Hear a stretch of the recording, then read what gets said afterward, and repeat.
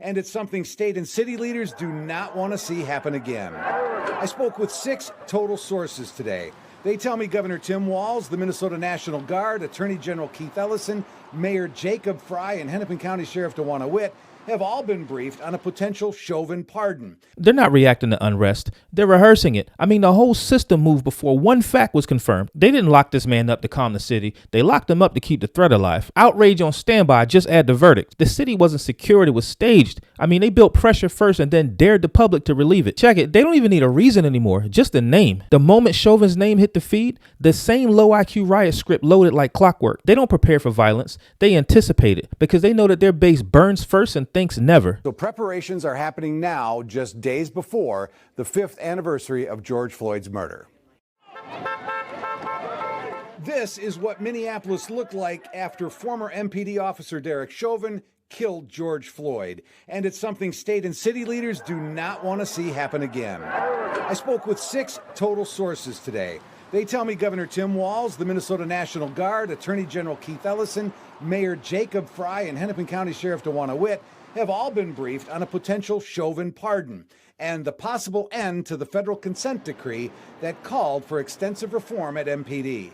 And tonight, law enforcement is now preparing for possible civil unrest if those 2 things happen. Mayor Fry is not talking about those plans, but as Commissioner of Community Safety, Todd Barnett, in a statement says, quote, "We've heard the same rumors as everyone else, but the bottom line is that Derek Chauvin would remain behind bars, serving his state sentence, even if his federal charges are pardoned.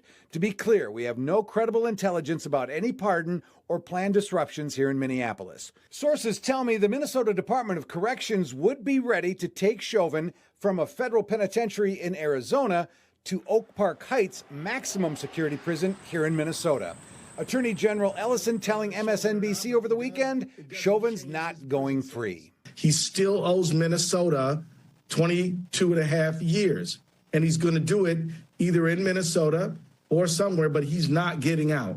Then on Monday, Governor Walz told reporters, "No indication whether they're going to do it or not, but I think it behooves us to be prepared for it with this presidency, that it seems like that might be something they would do."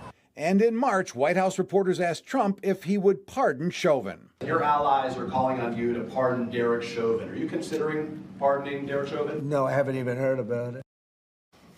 Now, we did reach out to the White House tonight. We have not heard back. If the Justice Department petitions the court next Thursday to drop the consent decree with MPD, sources tell me the city intends to challenge that move. That would mean a decision from the judge would then come about 4 to 6 weeks after both sides have filed their legal briefs. You don't bring up Chauvin again unless you need to fire back on schedule. Let me show you how this tactic operates. Every part of this looks choreographed, not secured. 5 years later, the name George Floyd still funds the fear. I mean, he's not a memory anymore. He's a mechanism. Once outrage dries up, the leverage dies with it. So they built a forecast time for maximum ignition. This is what it looks like in real time. I mean, they briefed every agency like Chauvin was Hannibal Lecter being airlifted. Sources say he's still serving time. I mean, no shit. The media floated that pardon like it was a reality show cliffhanger. They called in the guard for a rumor, not a ruling. And then they packaged the outrage like a brand and used Chauvin's name as a label. Here's the part that never gets mentioned. These cities are not being protected. The only thing that's happening is that leverage is being preserved. The outrage industry needs a villain or retainer. So you're not watching law enforcement. You're watching fear merchandising, and Chauvin's name just hit the clearance rack. Now watch what happens when guilt by proximity becomes law. This next clip shows what happens when justice becomes racial math. Tu Tao, a former Minneapolis police officer and partner of Derek Chauvin, never restrained George Floyd. He actually called for an ambulance, code 3, to get help for Floyd as quickly as possible. Tao was ultimately convicted of aiding and abetting second-degree manslaughter and was sentenced to nearly 5 years in prison. Did race have anything to do with this? I'll put it this way. If it were my knees, back of Floyd's neck, or black officer King's knees, or black Chief Arredondo's knees, but for Derek being born white, we'd all still be patrolling the city of Minneapolis. This right here is what guilt inflation looks like. They didn't sentence a man, they sentenced a symbol. I mean, Tao Tao got 5 years just for standing next to the wrong color, all while asking for help. Let me show you how they spread the liability. See, this wasn't punishment for the action. It was coverage for the story. A non-white cop called for an ambulance and still got prison time. They didn't need evidence. They needed proximity because the narrative still had weight left and somebody had to carry it. Here's how absurd all this is. I mean, he called in for help and they called in 5 years. He didn't even restrain Floyd, but somehow he restrained justice? They turned the courtroom into a rerun slot. Verdict already scripted. I'm not trying to be funny or laugh at this man's pain, but I mean, just the absurdity of it all. I mean, the man got locked up for bad camera blocking. I mean, they threw this man in jail for not breaking the fourth wall. 5 years of this man's life is gone. I mean, not because of any crime, but because silence had no utility. We've all heard the phrase that justice is blind. But in this case, justice didn't just miss.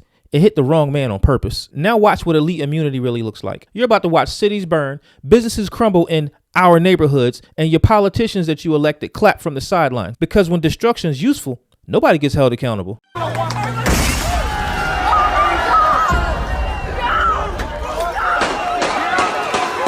Democracy was attacked. Democracy came under assault. And that you and I and the whole world saw with our own eyes. Rioters rampaging.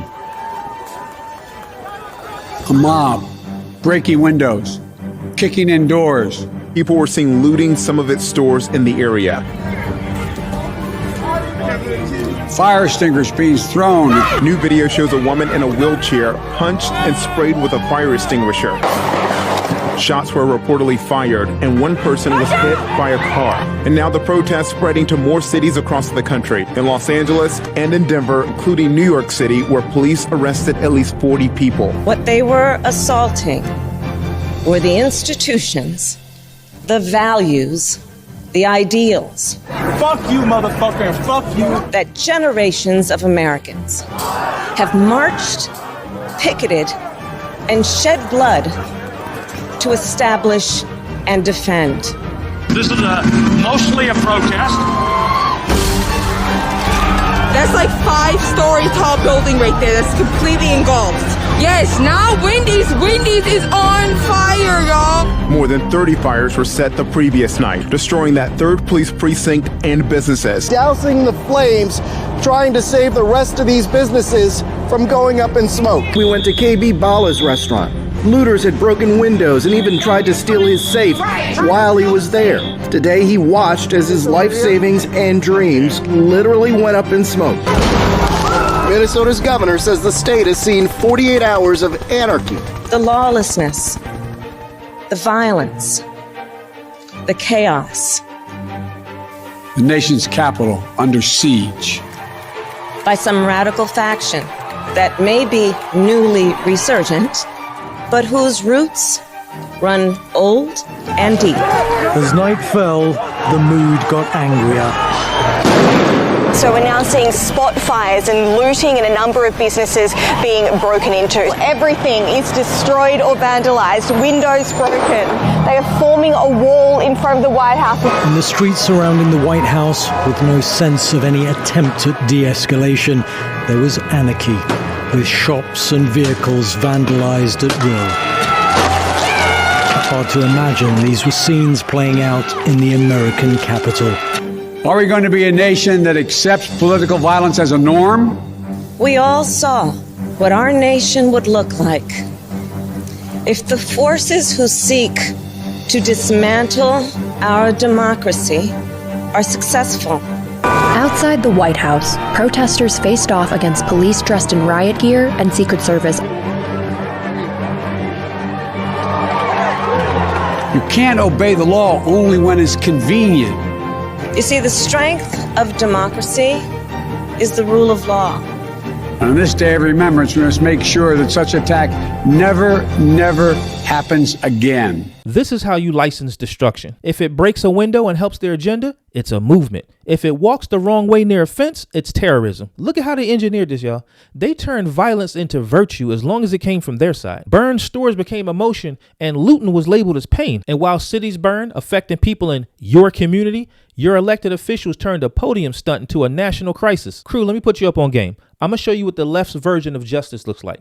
Light a precinct on fire, and you call it free speech. Smash a storefront and call it racial healing. 30 fires in one night? Mostly peaceful. I mean, that Wendy's ain't even do anything, but it still got lit like it voted wrong. I mean, check this out. Reporters stood in front of burning buildings with goggles on, fire raging behind them, and they still had the nerve to call it mostly peaceful. That whole situation was crazy. That was one of those nights where the law didn't stop working. It got selectively unplugged. That whole Summer of Love thing was a scam. And the only riot was the one that kept getting a press pass. Look, man, this is what happens when fake justice gets institutional funding. They didn't just burn cities, they bought policy with ash. And now you live in a system where destruction gets a GoFundMe and silence gets time. Let me ask you guys a question real quick. If accountability only activates when it helps your party, is that justice or a strategy? Let me know what you guys think. I want to hear from you in the comments. I'm Terry J. If you like what I do, you know what to do. Catch you on the next one. It should be on the screen right now. I'm gone.